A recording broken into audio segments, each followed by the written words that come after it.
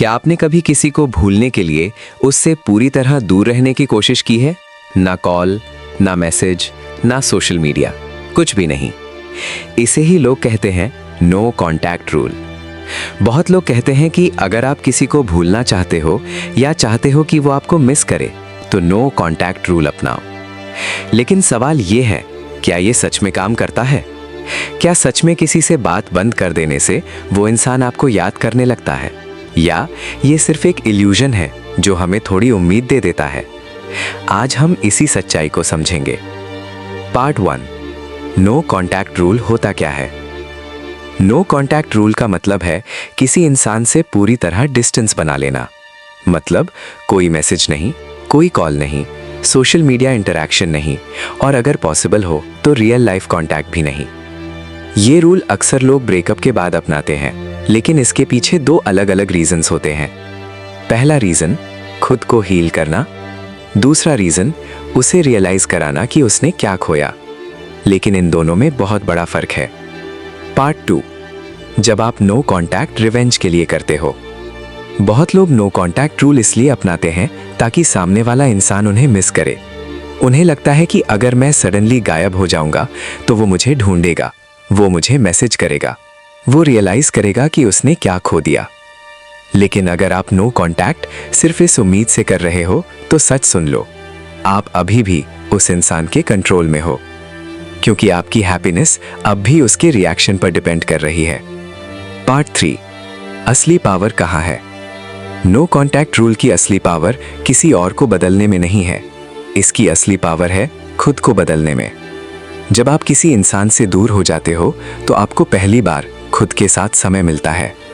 आप रियलाइज करते हो कि आपका कितना समय उस इंसान के बारे में सोचने में जा रहा था, आपकी कितनी एनर्जी उस रिलेशनशिप में जा रही थी। पार्ट 4, दिमाग की आदत टूटती है। जब आप रोज किसी से बात करते हो तो आपका ब्रेन उस इंसान का आदी हो जाता है। हर मैसेज, हर कॉल, हर इंटरैक्शन आपके ब्रेन में डोपामीन रिलीज करता है। डोपामीन वो केमिकल है जो आपको खुशी और एक्साइटमेंट देता है। लेकिन जब आप अचानक कांटेक्ट बंद कर देते हो तो आपका ब्रेन विड्रॉल महसूस करता है। यही कारण है कि शुरुआत में नो कांटेक्ट बहुत मुश्किल लगता है। आप बार बार फोन उठाते हो, आपका मन करता है कि बस एक मैसेज कर दूं। लेकिन अगर आप इस फेज को पार कर लेते हो तो धीरे धीरे आपका माइंड उस हैबिट से बाहर आने लगता है। पार्ट 5, डिस्टेंस क्लैरिटी देता है।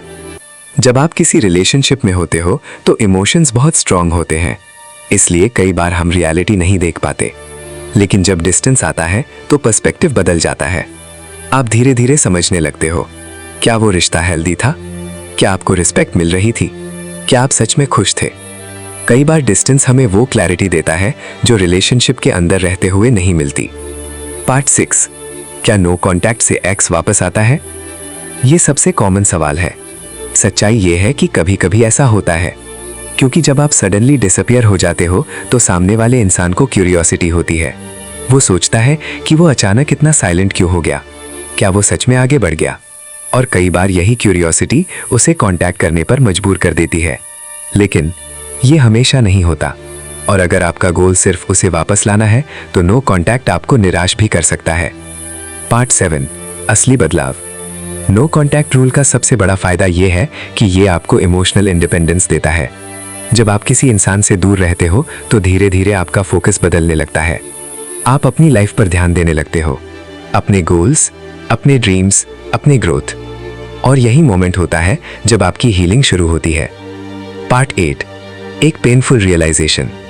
कई बार नो कॉन्टैक्ट के दौरान आपको एक सच्चाई समझ आती है कि जिस इंसान के बिना आपको लगता था कि आप जी नहीं पाएंगे, आप उसके बिना भी जी रहे हो। और सिर्फ जी ही नहीं रहे, आप धीरे धीरे बेहतर हो रहे हो। ये रियलाइजेशन बहुत पावरफुल होता है। पार्ट 9, क्यों कुछ लोग नो कॉन्टैक्ट तोड़ देते हैं? बहुत लोग नो कॉन्टैक्ट शुरू तो कर देते हैं, लेकिन कुछ दिनों बाद वो टूट जाता है। क्यों? क्योंकि लोनलीनेस। जब आप इमोशनल पेन में होते हो तो फेमिलियर फीलिंग ढूंढते हो, और वही फेमिलियर फीलिंग आपको फिर उसी इंसान के पास ले जाती है। लेकिन हीलिंग का रास्ता हमेशा कंफर्टेबल नहीं होता। Emotional moment. एक दिन ऐसा आता है जब आप रियलाइज करते हो कि आपको उस इंसान से इतनी ज़रूरत नहीं थी जितनी आप सोचते थे। आप सिर्फ उस फीलिंग के आदी थे जो आपको उसके साथ मिलती थी। और जब ये समझ आ जाती है तो धीरे धीरे आपका दिल हल्का होने लगता है। Final message, no contact rule कोई मैजिक ट्रिक नहीं है। ये किसी को कंट्रोल करने का तरीका नहीं है। ये एक प्रोसेस है जो आपको खुद से दोबारा कनेक्ट करता है। और अगर आपने इसे सही रीजन के लिए अपनाया तो एक दिन आप रियलाइज करोगे कि आप उस इंसान को नहीं, खुद को वापस पा चुके हो। कभी सोचा है, जो चीज हमें कभी बहुत पसंद थी वही चीज अचानक बोझ क्यों लगने लगती है? कभी कोई इंसान जिसके बिना एक पल भी मुश्किल लगता था, उसी से बात करने का मन क्यों नहीं करता? इंटरेस्ट खोना कोई अचानक होने वाली चीज नहीं है। ये धीरे धीरे अंदर से टूटने की प्रक्रिया है। 1. एक्साइटमेंट का खत्म हो जाना। शुरुआत में हर चीज नई होती है, नया इंसान, नया काम, नई फीलिंग, और हमारा दिमाग डोपामीन से भर जाता है। हर चीज एक्साइटिंग लगती है। लेकिन जैसे जैसे समय गुजरता है वो नयापन खत्म हो जाता है। और सच ये है, ज्यादातर लोग एक्साइटमेंट के लिए जीते हैं, कंसिस्टेंसी के लिए नहीं। 2. एक्सपेक्टेशंस का टूटना। जब हम किसी चीज या इंसान से जुड़ते हैं तो हम उम्मीदें भी जोड़ लेते हैं। वो हमेशा साथ रहेगा, ये काम मुझे हमेशा खुश रखेगा। लेकिन जब रियलिटी एक्सपेक्टेशन से मैच नहीं करती तो दिल धीरे धीरे पीछे हटने लगता है। इंटरेस्ट नहीं जाता, दिल खुद को बचाने लगता है। 3. एफर्ट एक तरफ से होना। कोई भी रिश्ता, काम या पैशन दो तरफा एफर्ट मांगता है। लेकिन जब एक ही इंसान बार बार कोशिश करता है और सामने से वैसा रिस्पॉन्स नहीं मिलता तो वो थक जाता है। और थकान के बाद इंसान इंटरेस्ट नहीं, अपनी एनर्जी बचाना शुरू करता है। 4. ओवरथिंकिंग और डाउट्स। कभी नोटिस किया है, जितना ज्यादा हम सोचते हैं उतना ही कम फील करते हैं। क्या ये सही है? क्या वो मुझे उतना वैल्यू करता है? क्या ये वर्थ इट है? ये सवाल धीरे धीरे एक्साइटमेंट को खा जाते हैं और फिर दिल नहीं, दिमाग डिसाइड करने लगता है। 5. रिस्पेक्ट और वैल्यू का कम होना।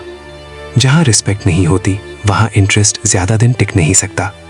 शुरुआत में छोटी छोटी बातें इग्नोर हो जाती हैं, लेकिन समय के साथ वही बातें चुभने लगती हैं। प्यार बिना रिस्पेक्ट के सर्वाइव नहीं कर सकता और इंटरेस्ट बिना वैल्यू के नहीं। 6. सेल्फ ग्रोथ का मिसमैच। कभी कभी दो लोग या एक इंसान और उसका काम एक ही डायरेक्शन में ग्रो नहीं कर रहे होते।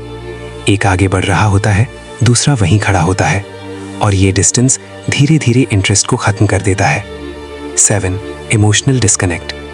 सबसे खतरनाक चीज यही है, जब आप फिजिकली मौजूद होते हो लेकिन इमोशनली नहीं। बात होती है लेकिन कनेक्ट नहीं होता, और जब कनेक्शन खत्म हो जाता है तो इंटरेस्ट अपने आप चला जाता है। 8. Habit versus choice. शुरुआत में हम किसी को या किसी चीज को चूज करते हैं, लेकिन समय के साथ वो हैबिट बन जाती है, और जब वो हैबिट टूटती है तो हमें लगता है कि इंटरेस्ट चला गया। असल में हम सिर्फ उस आदत से बाहर आ रहे होते हैं। 9. Too much availability. जब कुछ बहुत आसानी से मिल जाता है तो उसकी वैल्यू कम हो जाती है। हम इंसान हैं, हमें वो चीज ज्यादा आकर्षित करती है जो थोड़ी रेयर हो। इसलिए कभी कभी जरूरत से ज्यादा अवेलेबल होना भी इंटरेस्ट खत्म कर देता है। 10. Inner emptiness. सबसे गहरी बात, कभी कभी प्रॉब्लम सामने वाले में नहीं होती, हमारे अंदर होती है। जब हम खुद से खुश नहीं होते तो कोई भी चीज हमें लंबे समय तक खुश नहीं रख सकती, और फिर हम सोचते हैं मेरा इंटरेस्ट क्यों खत्म हो गया। असल में हम खुद से डिस्कनेक्टेड होते हैं। कंक्लूजन, इंटरेस्ट खोना गलत नहीं है, ये एक सिग्नल है। सिग्नल की कुछ बदलने की जरूरत है, या तो सिचुएशन, या एक्सपेक्टेशंस, या खुद हम। इसलिए अगली बार जब तुम्हारा इंटरेस्ट किसी चीज या इंसान से कम हो तो खुद से ये मत पूछना कि क्यों, पूछना मुझे क्या समझने की जरूरत है। क्योंकि हर खत्म होता इंटरेस्ट तुम्हें कुछ सिखाने आया होता है, और शायद इसी समझ में तुम्हारी अगली ग्रोथ छुपी है।